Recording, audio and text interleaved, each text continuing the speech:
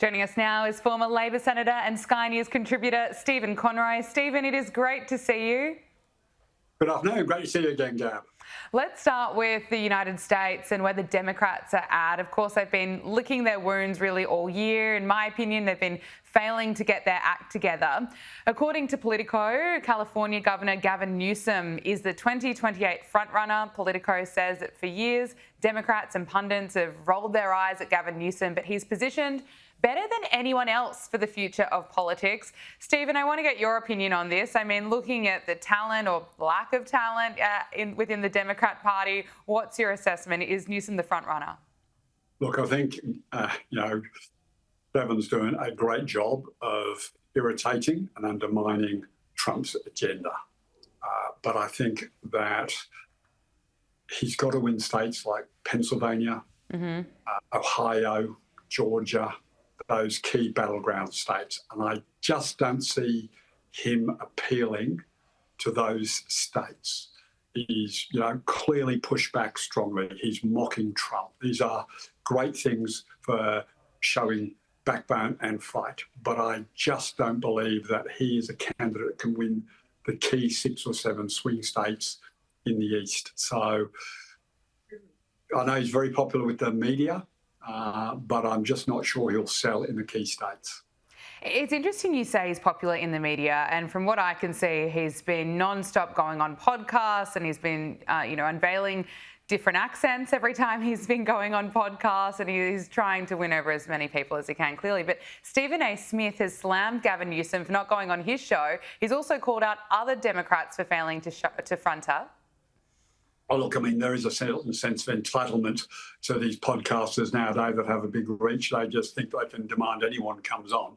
It is a democracy. People are welcome to go on and off shows if they don't want to. And he's had plenty of Democrats on his show.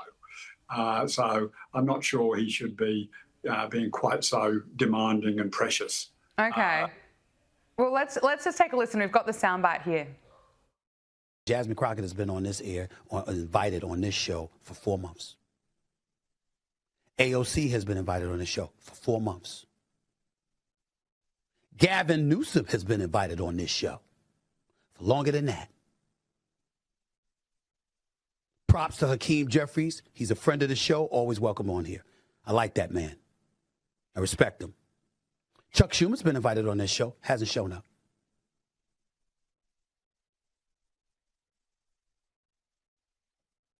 Where they at? Every single Republican I have asked to show up on this show has either said yes or that they're coming. Not the Dems. Why? Yeah, Stephen, he's really calling them out there, and he listed some names, AOC being one of them. That's certainly another name that's being mentioned when you're looking at 2028, a potential presidential run. AOC, Kamala Harris, Gavin Newsom. What are your thoughts on AOC? Is she underestimated?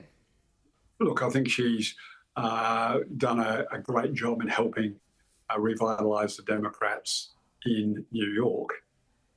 And you can see that by the mayoral victory that the Democrats have just had, and she strongly backed the new mayor. But again, I don't think she can appeal to those 6 swing states. I mean, the Democrats have to be ruthlessly smart here. AOC works in New York, but does not work in Pennsylvania, Georgia. I think if you look at the other successful Democrat candidates, and all of those successes in the last few weeks, they've all been centrists, all been moderates, not people who want to hear the word democratic socialist, will never utter those words and reject the philosophical position. So the Democrats can look at 6 or 7 other very successful candidates and see the path to victory through moderate centrist Democrats, not people who are happy to describe them as democratic socialists. Let's talk about Donald Trump. An issue for him at the moment is no doubt the economy. He's pledged that prices will come down in a speech to owners, operators and suppliers of McDonald's. Now, of course, concerns over his handling of the economy and cost of living have been growing. Donald Trump claims that prices are coming down. But Stephen, talk to us about how critical this is for Trump. He's, of course, been extraordinary on the world stage, but this is a key issue. Yeah, Americans aren't enjoying him being extraordinary on the world stage. They're interested in what is on their kitchen table to eat. And Donald Trump is now starting to move into the fantasy land, what he criticised Biden for, by making claims that just aren't the lived experience. I mean, let's take McDonald's. Trump is absolutely being hammered by American beef producers because he's allowing Argentinian beef in and another sop to his mate in Argentina so that he can help prop up beef farmers in Argentina at the expense of American beef farmers. So what he's doing there is not driving the price of American beef down, he's decimating the industry. So it is very dangerous for any politician to say they're going to reduce prices. The lived experience of Americans right now is that prices are not coming down and are not going to come down. Even his claimed Walmart Christmas hamper, he deliberately misrepresents, saying, oh, it's down 13% or whatever the percent was from last year. The problem is Walmart have reduced the contents by nearly half. So he's not comparing the same basket. Now, last year's basket had 28 products in. This year's basket has 15 products in, and he's pretending that that's a reduction in prices. And that's one of the reasons he's getting hammered in the polls. Too much time trying to get the Nobel Peace Prize and saving the world from all these wars that he hasn't. And not well, I'll have to pick you up on that one. table. I mean, we've got to give him credit for doing that. I mean, achieving peace in the Middle East, ending so many conflicts around the world. It's a good thing for the globe that he has been putting his focus on that. Well, if it was real, I mean, I didn't know there were 7 wars going on in the world. I'm not quite sure solving in Azerbaijan. What about Middle East? Is that real? Is the ceasefire real? We all want it to be real. Hamas are not disarmed. We want Trump to be successful in the Middle East. I completely agree with you. Whether it's going to actually happen, nobody's agreed to put a peacekeeping force in there. Not the UAE, not the moderate Arab states. There is no commitment yet to police the ceasefire, which is critically important. Hamas have still not and will not disarm. That's what happens when you deal with terrorists. Yeah, I mean, look at what he's been able to achieve compared to Kamala Harris. No, I do take your point, and you're right that Trump, I suppose, he's kind of losing the American people here when it comes to the economy. Totally. He needs to get focused on prices. And his other problem is all his tariffs. Tariffs put prices up. He likes to pretend that tariffs are paid for by the countries who the goods are coming from. This is just a lie, a barefaced lie. As the Supreme Court there's a bit of art of the deal in that. I think there's a bit of art of the deal in that. He's getting rid of some tariffs. When you put up, well, he's desperate now because he's now come to understand or stopped pretending that tariffs aren't a tax being paid by the American people. So, yeah, he's starting to take some tariffs out, but only because people are starting to work out that tariffs are taxes and they put the price of goods up. So he's getting caught out in his own lies here, and it's starting to bite him.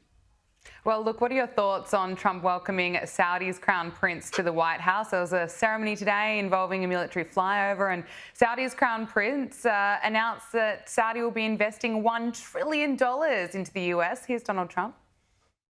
You know, when you invest $1 trillion, that's national security for us, too, because it creates jobs, it creates a lot of things. And I would say, Scott, right, when you hear one country is putting $1 trillion into the United States, that creates national security. And, you know, I think that they don't have to say that, but I think a big part of that is also the fact that tariffs are in play.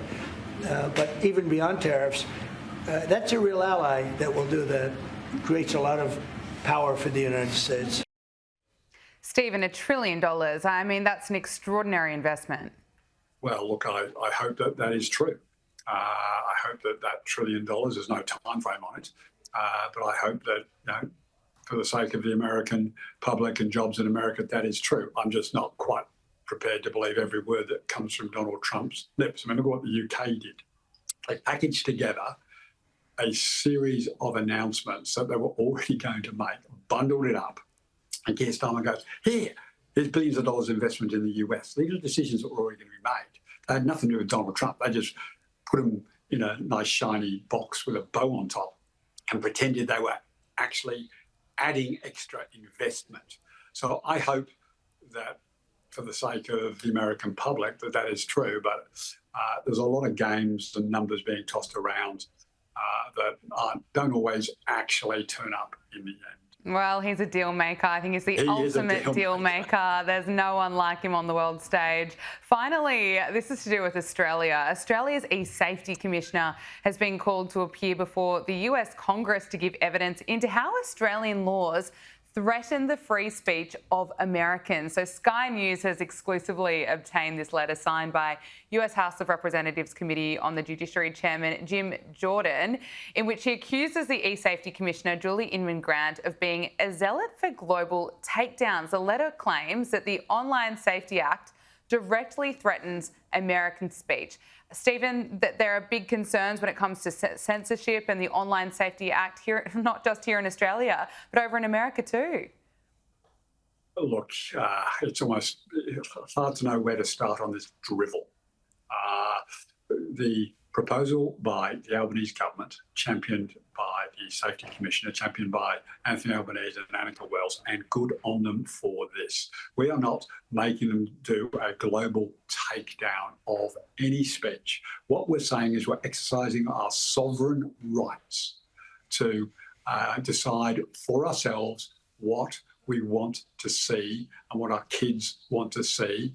And that is a sovereign right. This arrogance of Jim Jordan, where he thinks he can dictate to Australia what it is, what laws we're allowed to have, has to be resisted at all costs. The fact that he is a flunky for the big tech, which is so powerful now that they all turned up, they all paid for the new ballroom that's bigger than the White House. They all donated their money. So, the American politicians have got to be in the pockets of big tech, doing their bidding. This is an absurd demand. It has no valid jurisdiction, and Australia is not doing what Jim Jordan keeps trying to claim. Australia can determine what Australia sovereign rights allow it to, and that is this proposal championed by the E-Security Commissioner.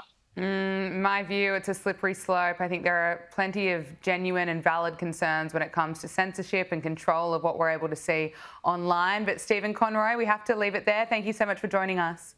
Good to talk to you again.